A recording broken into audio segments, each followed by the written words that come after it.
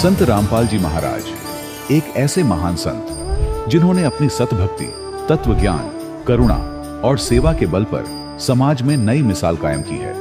संत रामपाल जी महाराज की अगुवाई में उनके सभी सतलोक आश्रमों से समाज कल्याण के अद्भुत कार्यों ने समाज को सुनहरे भविष्य की एक नई उम्मीद दिखाई है।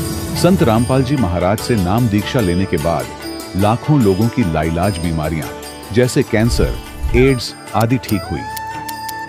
संत जी के ज्ञान से प्रेरित होकर उनके अनुयायियों ने लाखों यूनिट रक्तदान किया। संत जी ने लाखों बहन बेटियों का दहेज मुक्त विवाह करवाया।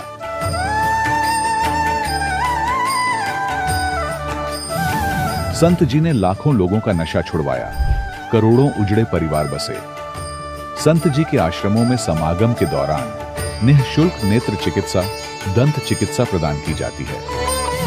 संत रामपाल जी महाराज द्वारा समय समय पर पर्यावरण संरक्षण के उद्देश्य से बड़े स्तर पर वृक्षारोपण किया जाता है। संत जी ने जरूरतमंदों को तत्काल राहत पहुंचाने के लिए एम्बुलेंस सेवा शुरू की। संत जी अपने अनुयायियों को देहदान के लिए प्रेरित करते हैं, जिससे मानवता की सेवा और चिकित्सा क्षेत्र में सुधार हो सके। संत रामपाल जी महाराज के सभी आश्रमों में हर रोज निःशुल्क भंडारा आयोजित किया जाता है, जहां हर वर्ग, हर जाति और हर धर्म के लोग एक साथ बैठकर भोजन करते हैं।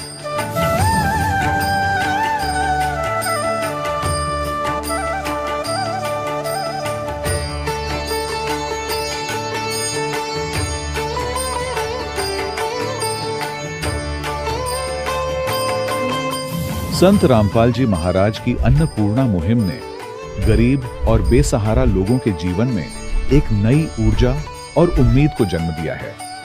घर घर खाद्य सामग्री और जरूरी मदद पहुंचाकर संत रामपाल जी महाराज ने लोगों को दुख और मजबूरी से लड़ने की ताकत प्रदान की है।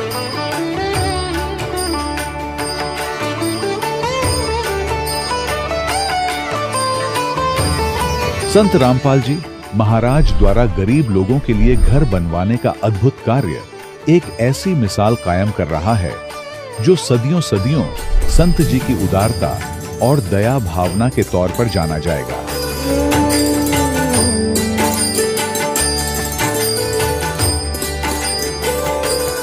संत रामपाल जी महाराज के आश्रम में हजारों बुजुर्गों को सम्मान और प्यार के साथ जीवन जीने का अवसर मिलता है। उनके खाने, रहने और स्वास्थ्य की पूरी जिम्मेदारी संत रामपाल जी महाराज उठाते हैं। अनाथ बच्चों के लिए संत रामपाल जी महाराज के सभी आश्रम किसी वरदान से कम नहीं। यहाँ उन्हें शिक्षा, संस्कार और भविष्य के लिए बेहतर अवसर प्रदान किए जाते हैं। चाहे बाढ़ हो, भूकंप या महामारी, संत रामपाल जी महाराज और उनके अनुयायी हमेशा ही जरूरतमंदों के लिए सबसे आगे खड़े रहते हैं।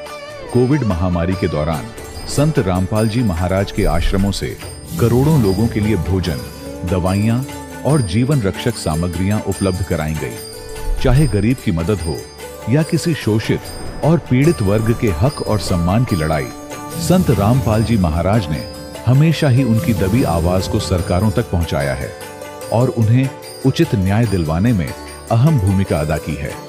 समाज में आध्यात्मिक और सामाजिक मूल्यों के प्रति जागरूकता लाने में संत रामपाल जी महाराज हर कदम पर मानवता के सच्चे सेवक साबित हुए हैं। संत रामपाल जी महाराज का जीवन हमें सिखाता है कि सच्ची सेवा वही है जो निस्वार्थ भाव से की जाए। आइए हम भी इस महान सेवा के कार्य में इस महान संत से जुड़ें और संत रामपाल जी महाराज से नाम दीक्षा लेकर अपने जीवन को धन्य बनाएं।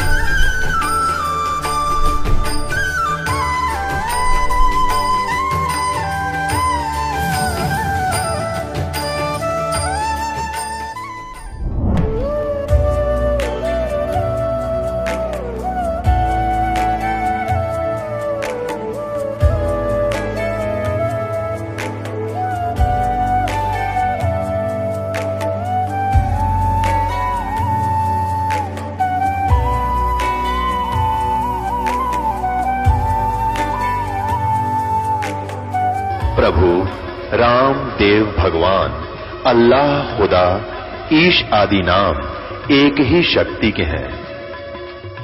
वो कैसा है, कहां है, कैसे मिलता है, किसने देखा है? ये प्रश्नवाचक चिन्ह पूर्ण रूप से हटाने के लिए अवश्य सुनिए जगत गुरु तत्वदर्शी संत रामपाल जी महाराज के अमृत वचन, सर्व पवित्र धर्मों के पवित्र शास्त्रों के आधार पर। सत साहिब दर्शकों, मनुष्य अपने जीवन में इतनी भक्ति करता है लेकिन फिर भी उसे कष्टों का सामना करना पड़ता है, जिसका मुख्य कारण है शास्त्र विधि को त्याग कर मनमाना आचरण करना। दर्शकों, दिल्ली की निवासी शकुंतला देवी जी की कहानी भी कुछ ऐसी ही है। शकुंतला जी सभी देवी देवताओं की भक्ति किया करती थीं और विशेष रूप से भगवान शंकर की पूजा करती थी। इतनी भक्ति साधना करने के बावजूद भी शकुंतला जी को सांस लेने में कठिनाई हो रही थी। इनके फेफड़ों में इन्फेक्शन भी हो गया था और हालात बहुत खराब हो चुके थे। शकुंतला जी का कहना है कि मेरा जीवन तब बदला जब मुझे संत रामपाल जी महाराज की शरण मिली। तो आइए जानते हैं कि आखिर शकुंतला जी ऐसा क्यों कह रही हैं। सुनते हैं शकुंतला जी की कहानी उन्हीं की जुबानी। नमस्कार जी। हाँ, सत साहिब भगत जी। क्या नाम है बहन जी आपका? मेरा नाम शकुंतला भगत जी। बहन जी आप कहाँ के रहने वाले हैं? दिल्ली के रहने वाले। बहन जी, संत रामपाल जी महाराज से नाम दीक्षा लेने से पहले आप क्या भक्ति साधनाएं करते थे? भगत जी ब्रह्मा, विष्णु, महेश, दुर्गा, इन सब की भक्ति करते थे और मेन जो है हम शंकर भगवान को ज़्यादा मानते थे। उनकी शिवलिंग स्थापना करवाई, इधर पास में एक ITO पे 2 जगह शिवलिंग स्थापना भी कराई। और जब तक हम इतना मानते थे शंकर भगवान को, जब तक जल नहीं चढ़ जाता, कहीं घूमने गए हैं या किसी के घर गए हैं, तो अगर जल चढ़ाने के लिए शिवलिंग नहीं मिलता था तो मैं पानी भी नहीं पीती थी। जब तक खाना तो दूर की बात है, पानी तक भी मैं ग्रहण नहीं करती थी।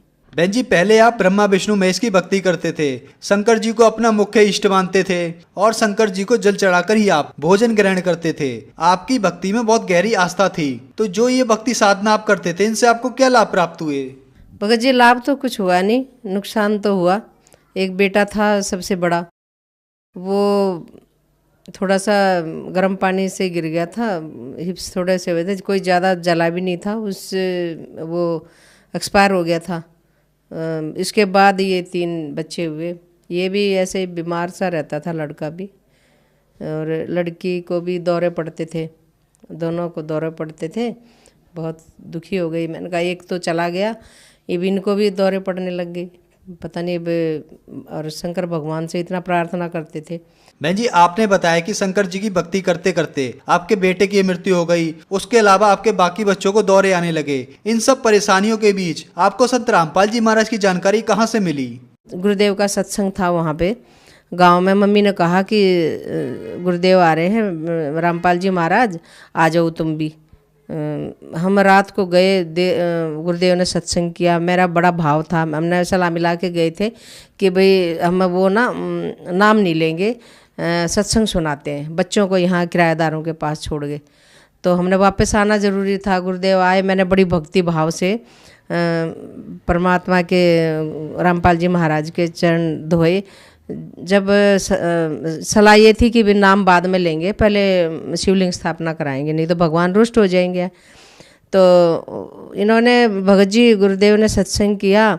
तो जब आए तो गुरुदेव, मैंने बड़ी भाव से चरण धोए।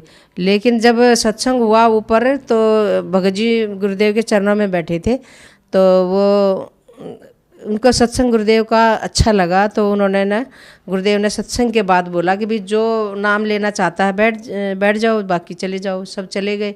इन्होंने भी, ये भी भगत जी बैठे रहे। सारे परिवार ने नाम ले लिया और मैं नीचे आ गई।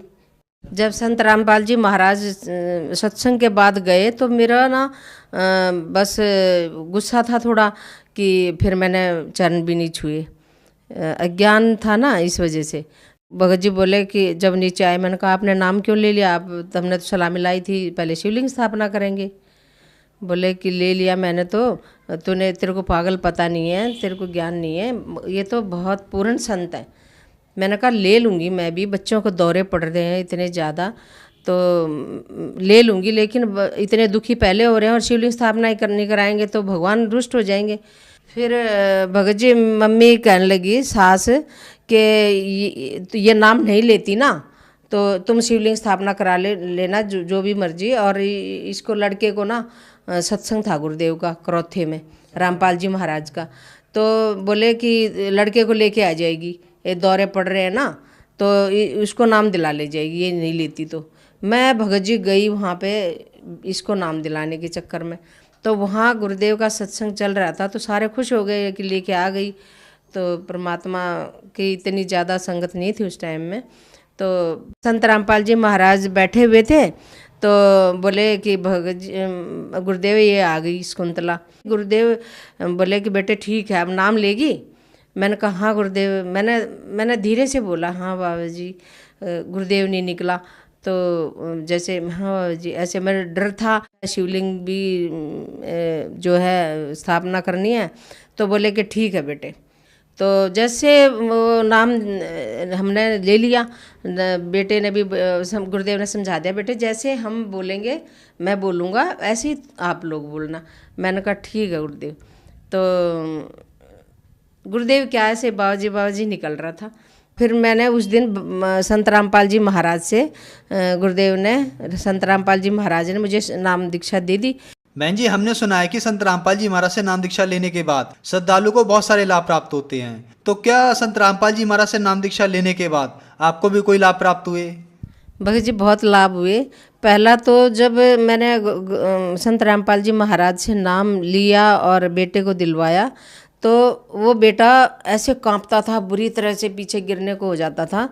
तो वो उसके बाद एक जो बच्चा 5-5 मिनट में हिलता रहता था तो वो उसके बाद ना फिट्स नहीं पड़े और खाता नहीं था, रोटी स्कूल नहीं भेजती थी, डर लगता था गिर जाएगा। प्रसाद दिया गुरुदेव का, इतने भर भर के प्रसाद मिलता है संत रामपाल जी के यहाँ तो इतना सारा हलवे का प्रसाद दिया, वो तो सारा ही खा गया। बोले दादी जी और लूँगा मैं तो परमात्मा की दया, वो बोले कि और दे दो भाई इस बच्चे को। तो उसने इतना सारा और लिया हलवा और भी खा गया। तो फिर इसके बाद हम भंडार में गए तो भंडारे में वो कहने लगा खीर दी, एक थाली खा ली और फिर बोले और लूँगा, और खा लिया, रोटी और खा ली। अब जो बच्चा एक रोटी नहीं खाता था और वो इतना सारा खा गया तो मैंने कहा मरेगा क्या, इतना सारा खा लिया।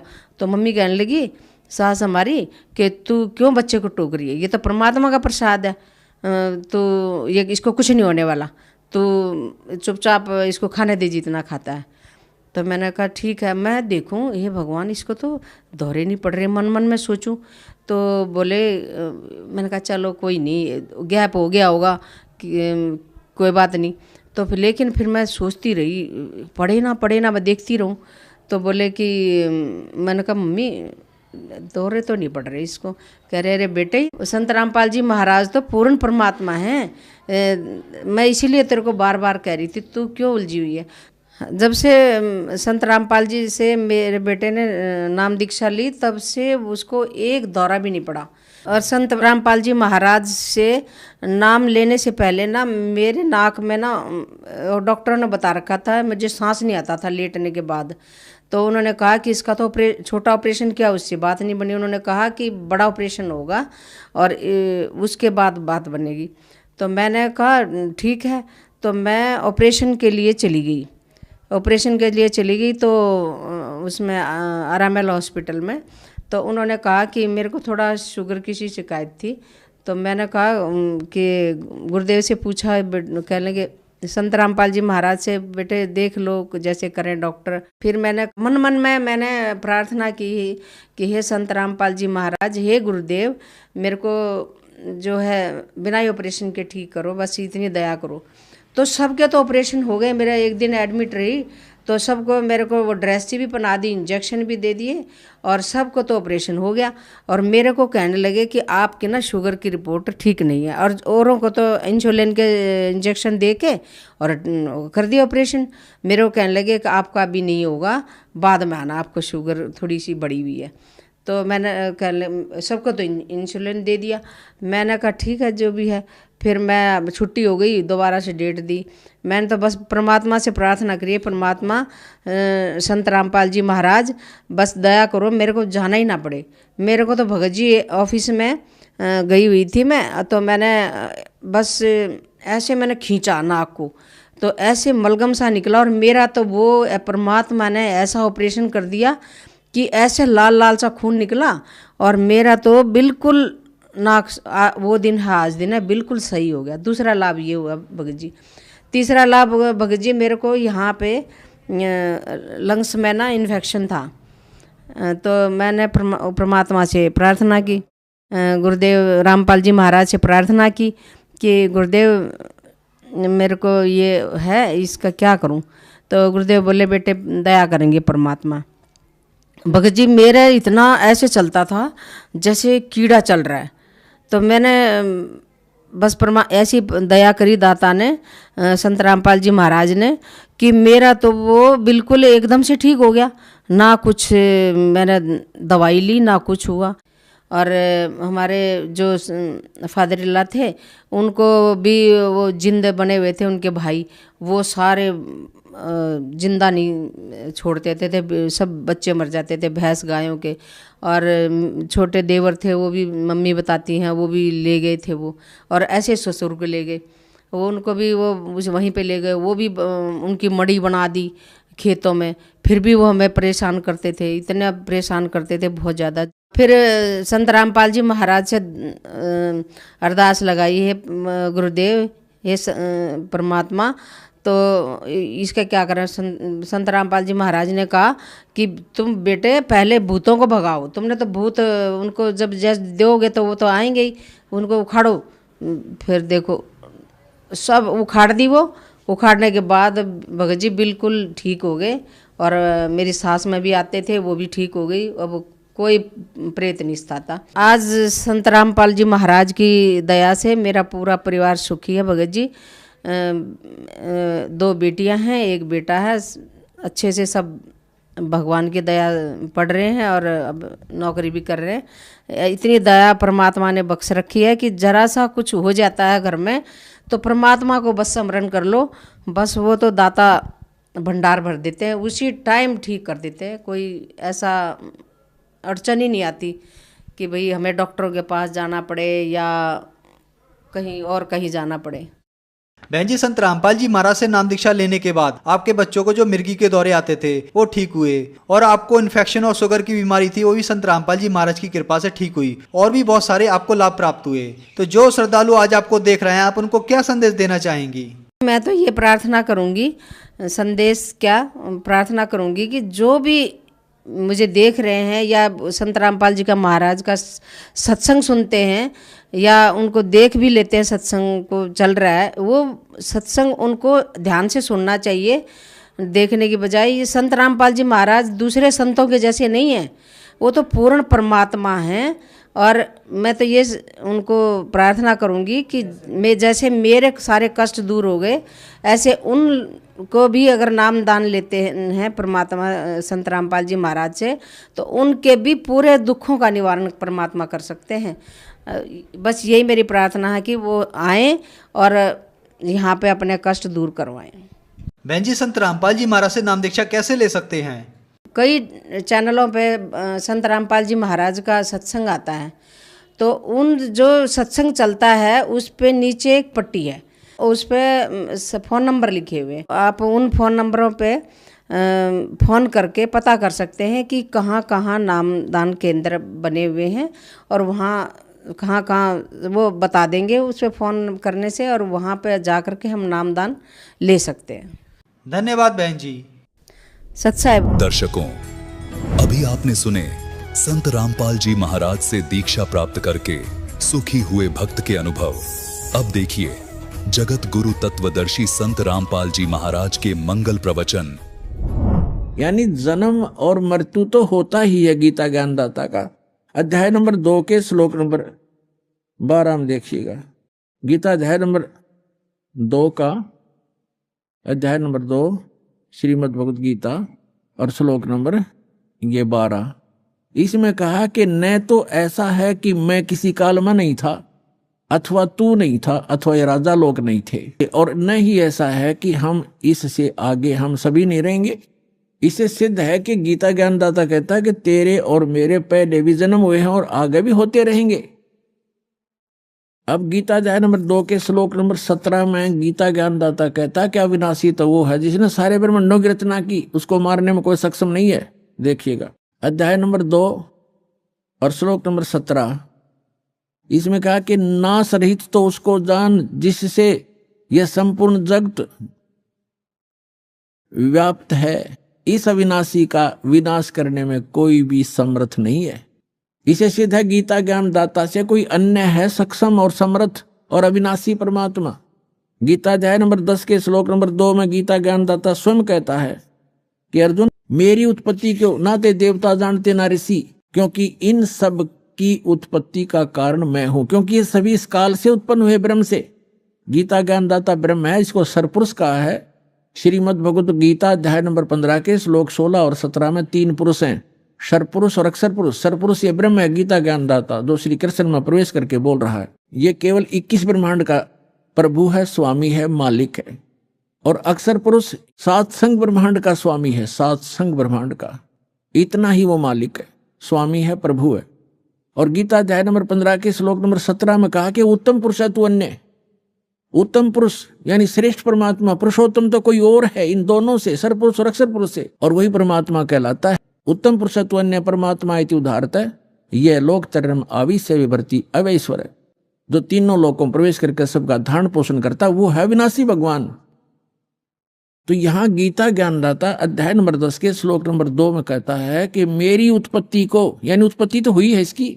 देखो श्रीमद् भगवत गीता 10वां अध्याय है श्रीमद् भगवत गीता का, और ये श्लोक नंबर 2, इसमें कहा कि मेरी उत्पत्ति को न तो देवता लोग जानते हैं न मैं ऋषि जानते हैं, क्योंकि मैं सब प्रकार से देवताओं का और मैं ऋषियों का आदि कारण हूं, यानी इनकी उत्पत्ति मेरे से हुई है।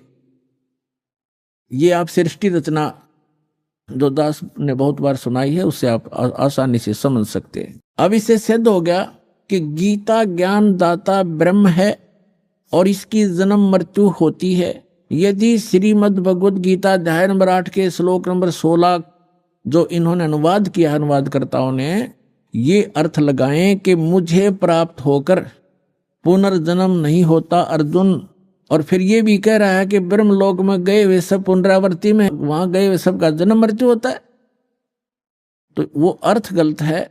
वास्तविकता ये है कि गीता ज्ञानदाता कहता है मैं ब्रह्म हूं, मेरा ओम नाम है, और ओम नाम के जाप से जो मोक्ष होता है वही परम गति मेरे सतर की है। उसके विषय में श्री देवी जी ने स्पष्ट कर दिया है 7वें स्कंद में, सचित्र मोटा टाइप, गीता प्रेस गोरखपुर से प्रकाशित में। देवी हिमालय को कह रही है कि ओम नाम का जाप करो, ब्रह्म पाने का उद्देश्य रखो, इससे तुम्हारा कल्याण हो जाएगा और वहां चले जाओगे, उसको प्राप्त हो जाओगे। वो कहाँ रहता है? ब्रह्मलोक में रहता है। और यहां भी 8वें अध्याय के 13वें श्लोक में गीता ज्ञानदाता कहता है मुझ ब्रह्म का केवल एक ओम मंत्र है, नथिंग एल्स। और ओम नाम का जाप करके उससे मिलने वाली जो परम गति उसको प्राप्त होगे।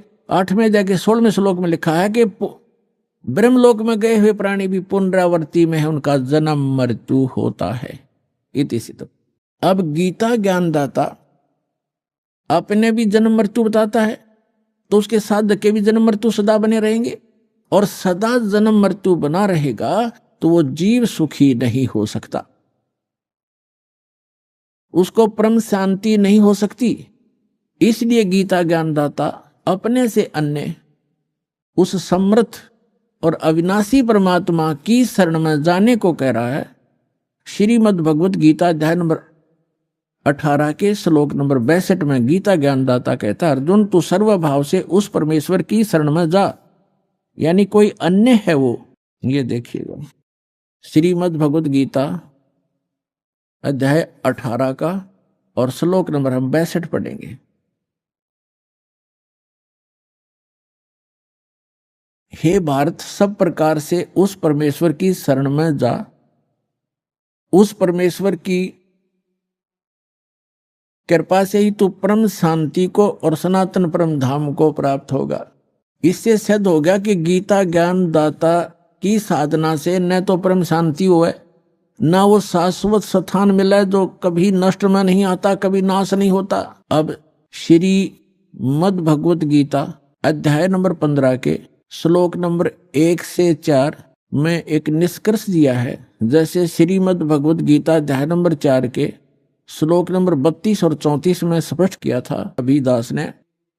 32वें श्लोक में कहा है कि अर्जुन, यज्ञों की जानकारी, यानी यज्ञ माने धार्मिक अनुष्ठान साधनाओं की जानकारी सच्चिदानंद घन ब्रह्म यानी उस परम अक्षर ब्रह्म के मुख कमल से उच्चरित वाणी में वो बोली गई है, वो तत्व ज्ञान है, उसमें विस्तार से कही गई है और उसके जानने के बाद फिर पूर्ण मोक्ष प्राप्त हो जाता है। चौथे अध्याय के 34वें श्लोक में कहा कि वो तत्व ज्ञान जो सच्चिदानंद घन ब्रह्म यानी सत्य पुरुष अकाल मूर्त स्वयं अपने मुख कमल से आकर बोलता है, वो तत्व ज्ञान है। और उस तत्व ज्ञान को तू तत्वदर्शी संतों के पास जाकर समझ, उनको दंडोत प्रणाम करने से, कपट छोड़कर प्रसन्न करने से, सरलतापूर्वक प्रसन्न करने से वो तत्वदर्शी संत तुझे उस तत्व ज्ञान का उपदेश करेंगे। इससे सिद्ध हो गया कि गीता ज्ञान दाता अपने से अन्य परमात्मा के बारे में जानकारी दे रहा है और उस ज्ञान से वो गीता ज्ञान दाता भी परिचित नहीं है। तो उस तत्व ज्ञान का जो तत्वदर्शी संत से पूछने को कहा है, उसकी पहचान बताइए 15वें अध्याय के प्रथम मंत्र में, कि जो संत इस उल्टे लटके हुए संसार रूपी वृक्ष के यानी ऊर्ध्व मूलम अधः शाखम अश्वत्थम प्राहु अव्यम, ऊपर को जड़ वाला नीचे को शाखा वाला, ऊर्ध्व मूलम अधः शाखम अश्वत्थम प्राहु अव्यम छंदासी यस्य प्रणानी ये तम वेद स वेदवित। इसमें क्या बताया है कि ये उल्टा लटका हुआ संसार रूपी वृक्ष है अर्जुन, ऊर्ध्व मूलम अधः शाखम, ऊपर को जड़ और नीचे को शाखा, यानी ऊपर सतलोक में जो परमात्मा रहता है वो मूल है सभी संसार रूपी वृक्ष का। और जैसे पूरे वृक्ष को, पूरे पौधे को, पूरे पेड़ को आहार कहाँ से मिलता है? मूल से प्राप्त है, जड़ से। तो वो सबका पालनहार, सबका धारण पोषण करने वाला वो मूल परमात्मा, वो मूल मालिक तो ऊपर है। ऊर्ध्व मूलम, इस संसार रूपी वृक्ष की ऊपर को जो जड़ है वो तो पूर्ण परमात्मा है, नीचे को शाखा है, ये संसार रूपी वृक्ष है। और इसके जो सभी विभागों को जानता है स वेदवित, वह तत्वदर्शी संत है। ये देखिए, ये है पंचदशो अध्याय 15वां अध्याय, मंत्र नंबर 1, ऊर्ध्व मूलम अधः शाखम अश्वत्थम प्राहु अव्यम छंदासी यस्य प्रणानी ये तम वेद स वेदवित। ये देखिएगा, ये संसार रूपी वृक्ष का एक चित्र जानो, ऊपर को जड़ और नीचे को शाखा वाला है। ये संसार रूपी वृक्ष है। और जो संत जड़ से लेकर, मूल से लेकर तना, मोटी डार, शाखा और पत्तों तक बता देगा, स वेदवित, वो तत्वदर्शी संत है। अभिदास ने सत्संग के प्रारंभ में कहा था, तुम साहेब तुम संत हो, तुम सतगुरु तुम हंस, गरीबदास तेरे रूप बिना और न दूजा अंश। रामानंद जी ने कहा था कि हे परमात्मा, तुम साहेब तुम भगवान हो, तुम साहेब तुम संत, और तुम सतगुरु तुम हंस हो। सतगुरु माने तत्व ज्ञान, यथार्थ ज्ञान बताने वाले भी आप ही हो। तो उस परमात्मा ने, सच्चिदानंद घन ब्रह्म ने अपनी अमृतवाणी में इन सभी सदग्रंथों का ज्ञान पहले ही बोल रखा है। सतगुरु के लक्षण कहूँ मधुरे बैन विनोद, 4 वेद 60 शास्त्र वो कहे 18 बोध। सतगुरु के लक्षण, सतगुरु की एक पहचान ये भी है कि सभी सदग्रंथों का ज्ञाता होता है वो। तो वो परमात्मा स्वयं ही थे। 600 वर्ष पहले कहा था, अक्षर पुरुष एक पेड़ है, सर पुरुष वाकी डारे, तीनों देवा शाखा हैं ये पात रूप संसार। खुद भगवान ने अपने द्वारा रची सृष्टि को आप ही बताया था कि अक्षर पुरुष एक पेड़ है। अभी दास ने बताया था गीता अध्याय नंबर 15 के श्लोक 16 और 17 में 3 पुरुष हैं, सर पुरुष, अक्षर पुरुष और परम अक्षर पुरुष। तो यहां परमात्मा ने अक्षर पुरुष से शुरू किया, क्योंकि जो मूल मालिक है वो परम अक्षर ब्रह्म है। वो तो जड़ है संसार रूपी वृक्ष की, वो गुप्त होता है, जड़ें हिडन होती हैं, पृथ्वी में छुपी रहती हैं और सब काम वहीं से हो रहा है। तो ऐसे वो परमात्मा तो प्रोक्ष है, गुप्त है। परमात्मा ने अपने को छोड़कर इस वाणी में अक्षर पुरुष, ज्योति निरंजन सर पुरुष और तीनों देवता रजगुण ब्रह्मा सतगुण विष्णु तमगुण शिव जी और पत्तों की जानकारी इस वाणी में दिया। क्या कहा है कबीर? अक्षर पुरुष एक पेड़ है, अक्षर पुरुष एक पेड़ है, सरपुरुष कहो इसको, निरंजन कहो, सरपुरुष वा की डार और तीनों देवा शाखा है पात्र संसार। तो वो परमात्मा सतगुरु थे और खुद वो सत्ता ज्ञान देने के लिए आते ही आते हैं, ये वेद बताते हैं। अब उन्होंने क्या बताया है देखिएगा, परमात्मा ने यहां से स्टार्ट किया है, अपने को छुपा कर कहा है अक्षर पुरुष एक पेड़ है, जो जमीन से बाहर दिखाई देता है सारा वृक्ष कहलाता है। अक्षर पुरुष एक पेड़ है, ये तना, ये सर अक्षर पुरुष समझो, और सर पुरुष वा की डार, ये मोटी डार, और तीनों देवा शाखा हैं पाते रूप संसारे। अब यहां परमात्मा ने स्पष्ट कर दिया, अपने को छुपा दिया कि मूल मालिक तो है ही, वो दास भेज दिया ये बताने के लिए कि वो जड़ कौन है, वो परम अक्षर ब्रह्म है। ये देखिएगा इस चित्र के अंदर ये लिखा है स्पष्ट, ये मूल है, पूर्ण ब्रह्म कहो, परमेश्वर कहो, और परम अक्षर ब्रह्म, ये परम अक्षर ब्रह्म है। ये जड़ जो है ये परम अक्षर ब्रह्म को समझो, ये मूल है उस संसार रूपी वृक्ष की। और वो है कौन? ये देखिएगा इधर, पूर्ण ब्रह्म कबीर साहेब, ये कबीर परमेश्वर परम अक्षर ब्रह्म है, ये है संसार रूपी वृक्ष की जड़। और ये अक्षर पुरुष एक पेड़ है, सरपुरुष वा की डार और तीनों देवा शाखा है, ये पात्र। अब हम आते हैं श्रीमद् भगवद गीता के अध्याय नंबर 15 के श्लोक नंबर 1 पर। ऊर्ध्व मूलम अधः शाखम। गीता ज्ञान दाता ने केवल इतना बताया, ऊपर को जड़, नीचे ने शाखा वाला ये संसार रूपी उल्टा लटका हुआ संसार रूपी वृक्ष समझो, पीपल का वृक्ष रूप।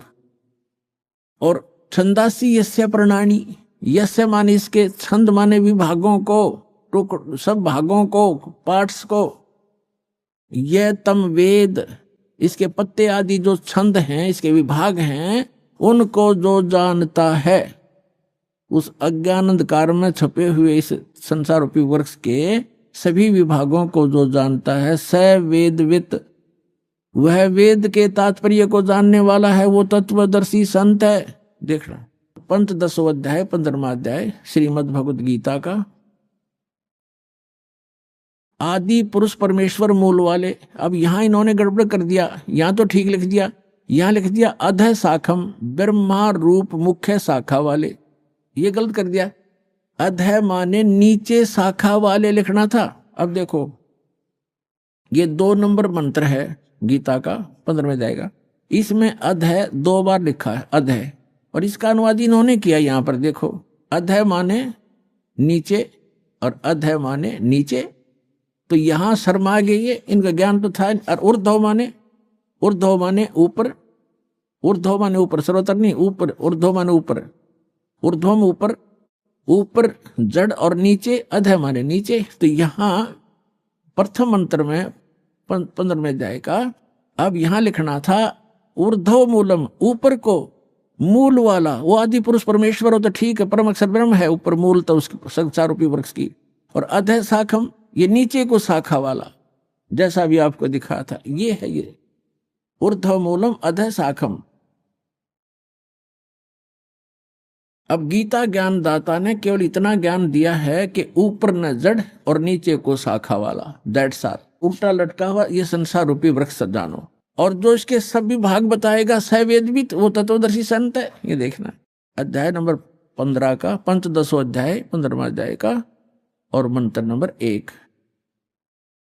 ऊर्ध्व मूलम अधः शाखम अश्वत्थम प्राहु अव्यम छंदासी यस्य प्रणानी ये तम वेद स वेदवित।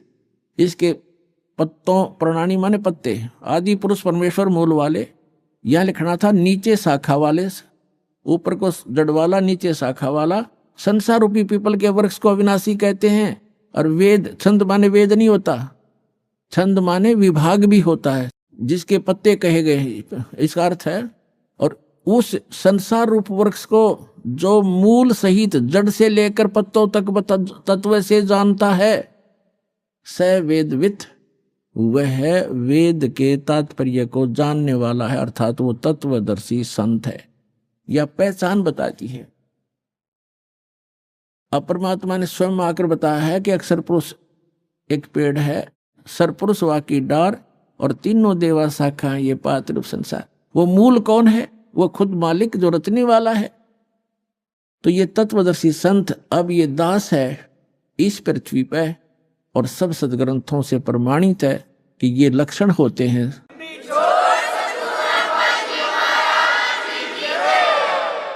अब इसमें क्या बताया है? 15वें अध्याय के तीसरे चौथे में स्पष्ट कर दिया है कि जिस समय वो तत्वदर्शी संत मिल जाए और वो तत्व ज्ञान बतावेगा, उस तत्व ज्ञान रूपी शस्त्र के द्वारा इस अज्ञान रूप उलझी हुई गुत्थी को काटकर, अर्थात अच्छी तरह समझकर, उसके पश्चात परमेश्वर के उस परम पद की खोज करनी चाहिए, जहां जाने के बाद साधक फिर लौटकर कभी संसार में नहीं आते। गीता ज्ञानदाता कहता है मेरे भी जन्म मृत्यु और तेरे भी अर्जुन। तो जब तक जन्म मृत्यु है तब परम मोक्ष नहीं हो सकता, वो परम शांति प्राप्त नहीं हो सकती, शाश्वत स्थान नहीं मिला उनको। अब देखिएगा, यहां गीता ज्ञानदाता कहता है 15वें अध्याय के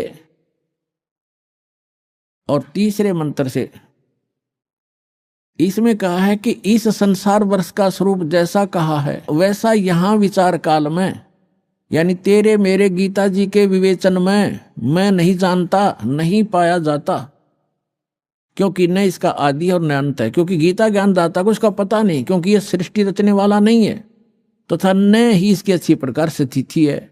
इसलिए इस सुविरूढ़ मूलम, अति दृढ़ मूल वाले, ये गलत है, अति दृढ़ मूल वाले यानी ऊपर का जो लोक है, जहां परमात्मा रहता है, वो जहां से सबका धारण पोषण करता है, जो मूल है सबका, वो लोक दृढ़ है, वो अविनाशी स्थान है। सतलोक, अलखलोक, अगम लोक और अकय लोक, जिसको अनामी लोक भी कहती, वो तो सुदृढ़ मूल है।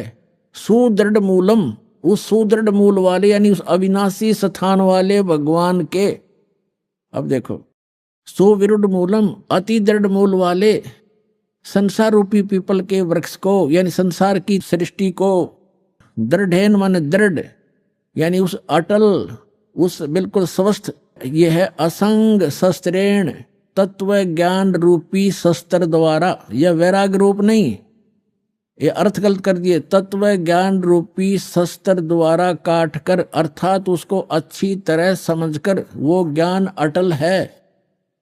उसके पश्चात 15वें अध्याय का ये चौथा श्लोक श्रीमद् भगवद गीता का, उसके पश्चात उस परम पद रूप परमेश्वर को भली भांति खोजना चाहिए, जिसमें गए हुए पुरुष फिर लौटकर संसार में नहीं आते, और जिस परमेश्वर से पुरातन संसार वृक्ष की प्रवृत्ति विस्तार को प्राप्त हुई है, अर्थात जिसने सब संसार रूपी वृक्ष की रचना की है, सब ब्रह्मांडों की रचना की है, उसी आदि पुरुष नारायण की मैं शरण हूं। ऐसा इस प्रकार दृढ़ निश्चय करके उस परमेश्वर का मनन और निधिध्यासन करना चाहिए। इससे सिद्ध हो गया कि गीता ज्ञान दाता भी अपने से अन्य किसी परम शक्ति, ओवरऑल कंट्रोलर, सबके उत्पादक, सर्वोत्पादक परमात्मा की भक्ति करने को ही कह रहा है, अपनी भी नहीं कह रहा। पुण्यात्मा, एक पंक्ति को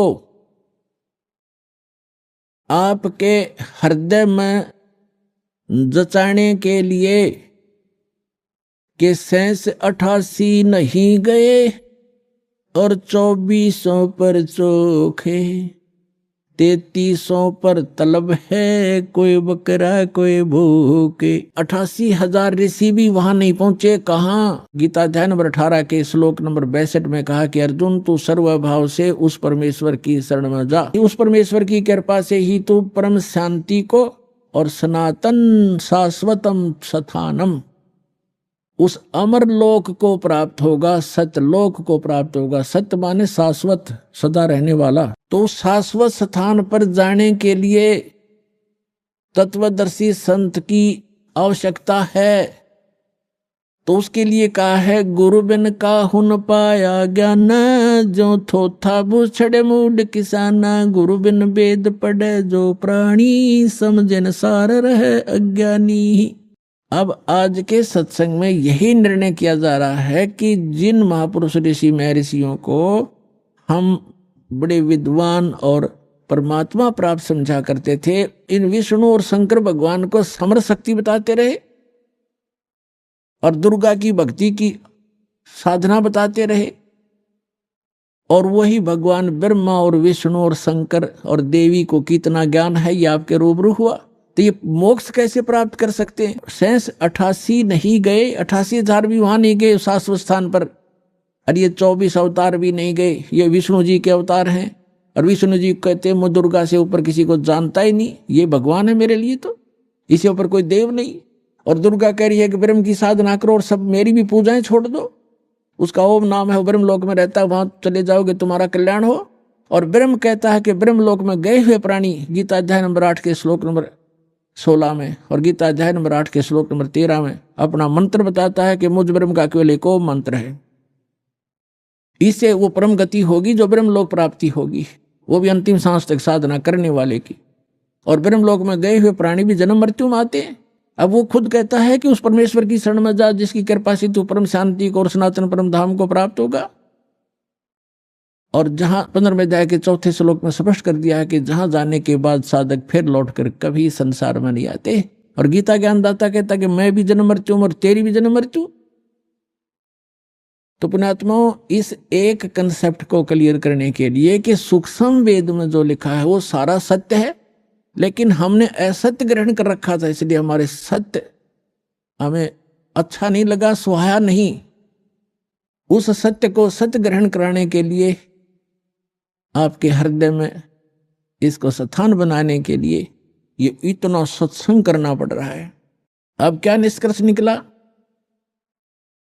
इन जितने भी अज्ञानी हैं, आचार्य हैं, शंकराचार्य हैं, या जितने भी ब्राह्मण गुरु हुए हमारे, या विश्व के जितने आज तक गुरु पद हुए हैं, जिन महापुरुषों को परमात्मा मिले उनको छोड़कर, वो तो आपको मैंने दास ने नाम गिना ही दिए, और कोई एक आधा भूल चूक रहेगी होगी, वो मैं उनसे अपरिचित नहीं हूं, उनको अवश्य मिले होंगे, उनको ज्ञान अवश्य होगा। तो इनके अतिरिक्त किसी के पास यथार्थ ज्ञान नहीं, यथार्थ भक्ति विधि नहीं, तो ये मोक्ष कैसे प्राप्त करेंगे? आज का प्रसंग यही चल रहा है कि गुरु बिन काहू न पाया ज्ञान, जो थोथा भूषड़े मूड किसाना। गुरु बिन वेद पढ़े जो प्राणी, समझ न सार रहे अज्ञानी। ये सारे ज्ञानी थे। सुर नर मुनि जन 33 करोड़ी, बंदे सभी काल की डोरी। ये 33 करोड़ देवता, ये सुर मुनि ऋषि महर्षि, कहते हैं सारे काल की डोरी का बंध रहे थे। और ये जितने भी आज तक के आचार्य शंकराचार्य हमारे हुए हैं धर्मगुरु, इनसे पूछिएगा कि गीता अध्याय नंबर 18 के श्लोक नंबर 62 में गीता ज्ञानदाता अपने से अन्य किस परमेश्वर की शरण में जाने को कह रहा? तो ये क्या हमें मीठी गोली दिया करते थे? यो सब कुछ अपने बारे में कह रहे, इनमें अकल है कोई? और आज तक ये हमें मूर्ख बना रहे थे। श्रीमद् भगवत गीता अध्याय नंबर 18 अंतिम अध्याय है। ये अंतिम अध्याय के ये लास्ट के अंतिम ही मंत्र हैं। 61 से लेकर और 66 तक निर्णय हो गया। गीता ज्ञानदाता कहता है कि वो परमात्मा सभी प्राणियों को कर्मानुसार यंत्र की तरह चलाता, घुमाता है। फिर बता 18वें अध्याय के 62वें श्लोक में कि अर्जुन तू सर्वभाव से उस परमेश्वर की शरण में जा, उसी परमेश्वर की कृपा से तू परम शांति को और सनातन परम धाम को प्राप्त होगा। अब पीछे सारा निर्णय दे ही दिया कि मेरा भी जन्म मृत्यु है, तेरा भी जन्म मृत्यु है, मेरी साधना करेगा। 8वें अध्याय के 13वें श्लोक में बता दिया मेरा एक ओम मंत्र है। 8वें अध्याय के प्रथम मंत्र में अर्जुन ने पूछा कि हे भगवान, आपने 7वें अध्याय के 29वें श्लोक में ये कहा है कि मेरे आश्रित होकर, आश्रित का अर्थ है कि गीता ज्ञानदाता कहता है कि तत्वदर्शी संत की खोज जो कर लेता है मेरे निर्देशानुसार, चौथे अध्याय के 32 और 34 में बताया, इस ज्ञान को आश्रय कर लेता है, वो जरा और मरण, जरा माने वृद्धावस्था, मरण माने मृत्यु, वृद्धावस्था के दुख और मृत्यु के दुख से जो छूटने का प्रयत्न करते हैं वे उस तत्ब्रह्म को जान चुके हैं और सारे अध्यात्म ज्ञान से परिचित हैं और सभी कर्मों से वो परिचित हैं। वही व्यक्ति, वही साधक जरा माने वृद्धावस्था के दुख से, बुढ़ापे के दुख से और मृत्यु के दुख से छूटने का प्रयत्न करते। तो अर्जुन ने पूछा गीता ज्ञानदाता से 8वें अध्याय के प्रथम मंत्र में कि किम तत्ब्रह्म, वो तत्ब्रह्म क्या है ऐसा जिसको जानने के बाद फिर यहाँ संसार की कोई वस्तु की डिमांड नहीं करता या किसी वस्तु की चाह नहीं रहती, केवल जरा और मरण से ही छूटने का प्रयत्न करते हैं। किम तत्ब्रह्म 8वें अध्याय के 3 श्लोक में उत्तर दिया गीता ज्ञानदाता ने कि वो परम अक्षर ब्रह्म है, गीता ज्ञानदाता से अन्य है। गीता अध्याय नंबर 15 के श्लोक नंबर 16 और 17 में 3 पुरुष हैं। एक सरपुरुष ये ब्रह्म है, अक्षर पुरुष ये परब्रह्म है, जो संसार रूपी वृक्ष का तना है वो अक्षर पुरुष, जिसको परब्रह्म भी कहते हैं। ब्रह्म से नेक्स्ट ब्रह्म, पर माने दूसरा, और सरपुरुष ये ब्रह्म है। इनकी कितनी प्रभुता है। यह सरपुरुष जिसको सरब्रह्म भी कहते हैं, संतों ने इसको काल ज्योत स्वरूपी निरंजन भी कहा है। ये केवल 21 ब्रह्मांड का प्रभु है, स्वामी है। अभी आपने सुने संत रामपाल जी महाराज के मंगल प्रवचन। आइए अब सुनते हैं संत रामपाल जी महाराज से नाम दीक्षा लेकर सतभक्ति करके अद्भुत लाभ प्राप्त करने वाले अनुयायी के विचार। दर्शकों, यदि मनुष्य के पास परमात्मा प्राप्त करने का सही मार्ग ना हो तो उसे अपने जीवन में अनेकों कष्ट झेलने पड़ते हैं। ऐसी ही कहानी है फरीदाबाद हरियाणा के निवासी रंजीत सिंह जी की। रंजीत जी अनेकों भक्ति साधना किया करते थे और भगवान शिव के परम भक्त थे।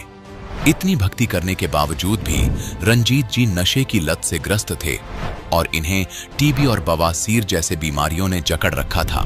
इन्होंने इन सभी समस्याओं और बीमारियों से मुक्ति पाने के लिए शिव जी से बहुत प्रार्थना की, लेकिन कोई फायदा नहीं हुआ।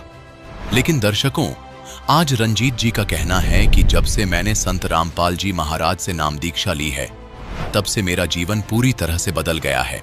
तो आइए जानते हैं आखिर संत रामपाल जी महाराज ने ऐसी कौन सी जड़ी दे दी जिससे रंजीत जी की जिंदगी बदल गई। सुनते हैं रंजीत जी की कहानी उन्हीं की जुबानी। नमस्कार सर। सत साहेब। सर क्या नाम है आपका? मेरा नाम है रंजीत सिंह। सर कहाँ से हैं आप? मैं जिला फरीदाबाद में रहता हूँ। सर संत रामपाल जी महाराज से नाम दीक्षा आपने कब ली? संत रामपाल जी महाराज से राम दीक्षा ली है 2014 में। सर संत रामपाल जी महाराज से नाम दीक्षा लेने से पहले आप क्या भक्ति साधनाएं करते थे? भक्ति साधना तो मैं ऐसी करते थे कि कांवरें चढ़ाते थे बहुत ज़्यादा और सब देवी देवताओं की पूजा करते थे और ज़्यादातर मैं भोले बाबा को मानते थे। करीब 10-12 चढ़ाई मैंने कांवरें। सर आपने बताया कि आप भोले बाबा को कांवर चढ़ाते थे और भोले बाबा को अपना इष्ट मानते थे, तो इन सब भक्ति साधनाओं से आपको क्या लाभ मिले? हमें लाभ तो कुछ भी नहीं हुआ। कांवरें मैंने 10-12 वो चढ़ाई, उसके बाद मैंने ये संकल्प कर लिया था कि मैं शरीर से खूब तगड़ा हो जाऊं, जैसे ये सब लोग हैं खूब और बढ़िया रहें आराम से, तो कांवरें खूब चढ़ाएंगे। कांवरें चढ़ाते रहे और मुझे दिक्कत हो गई, मुझे टीबी की बीमारी सी हो गई और मैंने जब घर वाले कहने लगे कि बुखार आ गया तुम्हें ज़्यादा और तुम मेहनत करते रहते हैं, मैंने कि मेहनत तो मैं कुछ भी नहीं करते हैं, लेकिन फिर भी मुझे बहुत ज़्यादा दिक्कत रही। फिर मुझे खूनी बवासीर हो गई। तब मैंने कहा कि भोले बाबा ये कैसे हो गया? मैं इतनी भक्ति करते रहे, सब करते रहे, मेरा तो तभी से दिमाग खराब हो गया था। और मैंने कहा, उनसे प्रार्थना करी। सिंगी रामपुर के बगल में बलखंडी बाबा का मंदिर, वहाँ गए। मैंने कि बाबा जी मुझे तो ये खून कटने लगा, मुझे ये नहीं जब मालूम था सर कि ये खूनी बवासीरी है क्या है। जब डॉक्टर को चेक बताया, फिर मुझे उनसे मैंने प्रार्थना करी है, भाई जिसके पास में पूजा करते हैं तो उसी से तो मैं कहेंगे। मैंने उनसे प्रार्थना करी जाके मंदिर में पैसा भी चढ़ाए और क्या नाम उनसे खूब प्रार्थना करी कि भोले बाबा जी मेरे ये परेशानी ख़त्म करो। मुझे ये परेशानी बढ़ती रही और इससे मुझे कोई फायदा नहीं हुआ। सर फिर संत रामपाल जी महाराज के बारे में जानकारी आपको कहाँ से हुई? संत रामपाल जी महाराज के बारे में जानकारी, मैं दारू भी पीते थे बहुत ज़्यादा सर। दारू पी के मैं लेटे थे चारपाई पे, तो चैनल बदलते थे, कहीं फिल्म देखते थे, कहीं समाचार, कहीं कुछ, दिमाग सही नहीं रहता था। तो कहीं लड़के कह देते थे वो लगाओ उस पे ये आ रहे, तो मैं चैनल बदल रहे थे पड़े पड़े।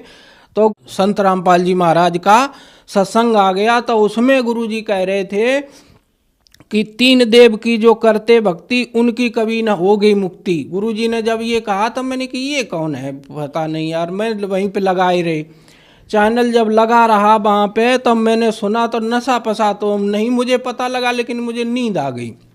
वो जब चैनल दोबारा दूसरे दिन में ढूंढते रहे तो वो थोड़ा रह गया था। मैंने करीब 1 महीना तक देखा ऐसे ही, अभी ना टाइम मालूम ना कुछ, कभी थोड़ा मिल जाए कभी कितना मिल जाए, ड्यूटी वाले आदमी आगे पीछे हो जाते। फिर उसके बाद जब मैंने उस चैनल देखा, संत रामपाल जी महाराज का सत्संग आ रहा था, तब मैंने वहीं पे ऐसे ही लेट के वैसे ही दंडवत किया। भाई परेशानी थी मुझे बहुत ज़्यादा, तो भाई जो भी मुझे अच्छा लगता था वहीं पे जैसे टीवी के सामने ही मैंने किया, तो मुझे राहत सी मालूम पड़ी। मैंने की कि ये तो कुछ आराम सी है। आराम के वजह से अब मैंने अपनी पत्नी को भी कहा कि ये देखा करो, मैंने अपनी भगतमती को भी कहा, तो वो अपने आराम से देखने लगी। तो कही ये तुमने कहाँ से, ये पता नहीं बाबा ऐसे। मैंने कि बाबा नहीं, हमें तो ये कुछ अलग हिसाब लग रहा है संत रामपाल जी महाराज का। फिर मैं बरवाला गया तो संत रामपाल जी महाराज से नाम दीक्षा ली। सर संत रामपाल जी महाराज से नाम दीक्षा लेने के बाद अनुयायियों को बहुत सारे लाभ प्राप्त होते हैं, चाहे वो आर्थिक हो, भौतिक हो, मानसिक हो या शारीरिक हो। तो क्या आपको भी कुछ लाभ प्राप्त हुए संत रामपाल जी महाराज से नाम दीक्षा लेने के बाद? हमें तो बहुत लाभ हुए, जो मैं बताऊं तो बहुत टाइम लग जाएगा। आप ये कहोगे कि ये कहाँ की रामायण तुमने खोल दी है, कैसी ये क्या बता रहे हो। हमें सबसे पहला लाभ हुआ कि हमारा शरीर सही हो गया। पहले तो डॉक्टरों ने बताई टीबी के बाद कई दवाई खाओ, वो तो खाते ही रहे। मुझे खूनी बवासीर भी हो गई सर। जब मुझे खूनी बवासीर हो गई तब मैंने कहा कि ये कैसे ठीक होगी। अब चुपचाप बताते रहे अपने किसी को, जैसे अपनी पत्नी को बताया, अपने भाई को बताया कि मैंने कि ऐसे ऐसे परेशानी हो गई। तो उन्होंने कहा दिखाओ, डॉक्टरों को दिखाया कि यहाँ पे कोई बता रहा कि 10,000 लगेंगे, कोई बता रहा 15,000 लगेंगे, ऑपरेशन कराना पड़ेगा। और दवाई मैंने चारों तरफ से करा ली थी। और हम जब किसी को बताते हैं तो हमें तो रोना आ जाता। जब मुझे टीवी बता दिया डॉक्टरों ने तो हमने कि अब ये कैसे बच्चे पलेंगे, कैसे क्या होगा। और खूनी बवासीर की डर की वजह से मैं डॉक्टरों के पास भी गए, सफदरजंग भी गए, और उन्होंने कहा कि अब दवाई खानी पड़ेगी 6 महीने तक और यहाँ 15 दिन रहना पड़ेगा। मुझे लगा डर, मैंने कि मैं तो ये परेशानी है तो है, अब 15 दिन तक यहाँ रहें, कैसे क्या होगा। और ऑपरेशन के लिए बोला, मैं वहाँ से चले आए, मैंने कोई ऑपरेशन नहीं करवाया। और संत रामपाल जी महाराज की दया से बिल्कुल ठीक हैं, मुझे कोई परेशानी नहीं। इस समय खूनी बवासीर ठीक हो गई, टीबी ठीक हो गई। हमारी भगतमती को जो भूत प्रेत की बाधा थी, बीमार भी रहती थी, वो कहते थे कि बीमारी है, और भगतों के पास जाते थे, ये जो जंतर मंत्री वाले हैं वो कहते थे इनके ऊपर बहुत बड़ी बाधा है, 4 भूत हैं। अब वो भी उतराते थे, दवाई भी करवाते थे, फिर भी परेशान रहते थे। और संत रामपाल जी महाराज से जब से नाम लिया उसके बाद हम भी ठीक हो गए। हमारे भगतमती के, अब तो भगतमती हो गई, वो हमारी पत्नी जो थी वो भी बहुत परेशान थी, वो भी बिल्कुल ठीक हो गई। अब कोई भी बाधा घर में नहीं है। और उसके बाद एक चमत्कार ऐसा किया है जो आप कोई भी नहीं मानोगे कि ऐसा किया होगा। हमारे भाई नहीं, खुद नहीं मानते थे, लेकिन हमारा जो हमसे छोटा भाई है वो मान गया। डॉक्टरों ने बताया कि इसके हड्डी क्रक हो गई, अब ये खड़ा नहीं हो पाएगा। 2 ऑपरेशन किए कि इसकी नली फट गई सामने। गाड़ी तो ये हीरो होंडा थी, वो तो बिल्कुल ही ख़राब हो गई थी, सामने एक्सीडेंट हुआ तो बस से। वो संत रामपाल जी महाराज की दया से बिल्कुल फिट है। आज हमारे बगल में पूछ लो, फरीदाबाद में यहाँ पे रहते हैं, सैयदपुर के बगल में विनोद प्रॉपर्टी डीलर हैं, उनसे पता कर लो। इसकी तो ऐसी हालत थी कि अभी सही नहीं होगा, न जिंदा रहेगा, चल ही नहीं पाएगा। संत रामपाल जी महाराज की दया से वो आज सोनू नाम है, फिट घूम रहा है, कोई भी पता कर सकता है अगर मैं झूठ बोल रहा हूँ। संत रामपाल जी महाराज से जब से नाम दीक्षा ली तब से हमारी शराब भी छूट गई। शराब में इतनी अंधाधुंध पीते थे कि अगर शराब नहीं पिया तो मैं सोचते थे कि कुछ मैंने खाया पिया नहीं। शराब भी पीते थे और कभी कभी ये मांस मदरा भी कर लेते, राक्षस टाइप के थे सर। लेकिन संत रामपाल जी महाराज से जब से नाम लिया मैंने तब से सब कुछ विकार खत्म हो गए। हमारी आर्थिक स्थिति बहुत खराब थी। जब से संत रामपाल जी महाराज से नाम लिया, मेरे पहले घर पर कुछ भी नहीं था। जब से संत रामपाल जी महाराज से जब से नाम लिया तब से हमें बहुत सुख हुआ, बेचैनी भी खत्म। हमारा परमात्मा की दया से घर भी बन गया और आराम से रह रहे हैं। पहले मैं इधर से उधर चक्कर काटते थे, उलझन भी रहते थे, कमाते भी खूब थे और हमारे पास कुछ भी नहीं रहता था। संत रामपाल जी महाराज से जब से नाम लिया तब से अपने ड्यूटी करते हैं 8 घंटे की। उसके बाद परमात्मा की दया से घर भी बन गया और हम सही भी हैं और आराम से रह रहे हैं जब से गुरुजी से नाम लिया, संत रामपाल जी महाराज से। तो इस तरह से गुरुजी ने हमें बहुत सुख दिया जो हम बता भी नहीं सकते हैं कि कितने कितने सुख दिए। हमारे लड़का भी ठीक हुआ, भगतमती भी ठीक हुआ जब से संत रामपाल जी महाराज से नाम लिया। संत रामपाल जी महाराज से नाम लेने के बाद आज मैं पूरा घर सुखी और संपन्न है और सब ठीक है। सर, जो जन समुदाय आपको देख रहा है और वह भी किसी न किसी बीमारी से ग्रस्त है, तो क्या वो भी संत रामपाल जी महाराज से नाम दीक्षा लेने के बाद ठीक हो सकते हैं?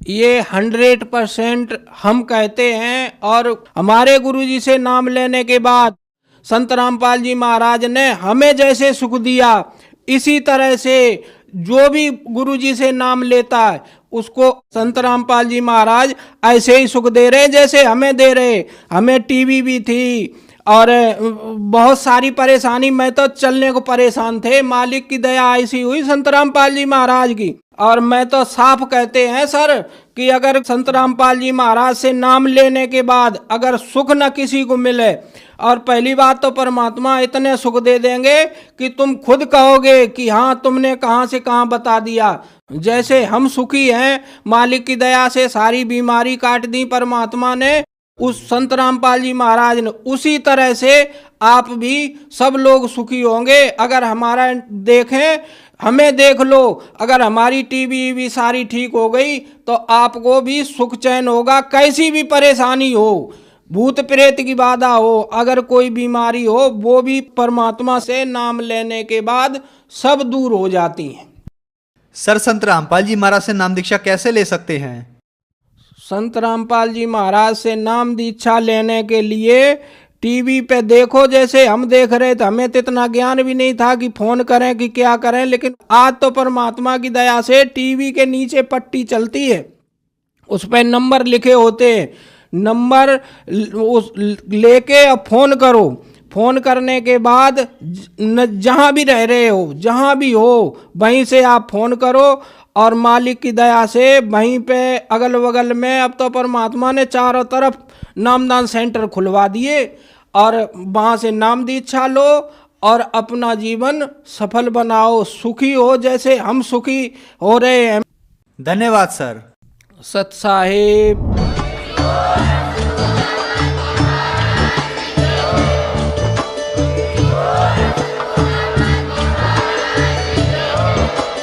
आप सुन रहे थे जगत गुरु तत्वदर्शी संत रामपाल जी महाराज जी के मंगल प्रवचन। अधिक जानकारी के लिए विजिट कीजिए हमारी वेबसाइट www.jagatgururampalji.org। संत रामपाल जी महाराज जी के शुभ आशीर्वाद से पूरे विश्व भर में 500 से भी ज्यादा नाम दीक्षा केंद्र हैं, जिन पर संत रामपाल जी महाराज जी द्वारा ऑनलाइन निशुल्क नाम दीक्षा दी जा रही है। अपने नजदीकी नाम दीक्षा केंद्र का पता करने के लिए संपर्क करें 8222880541।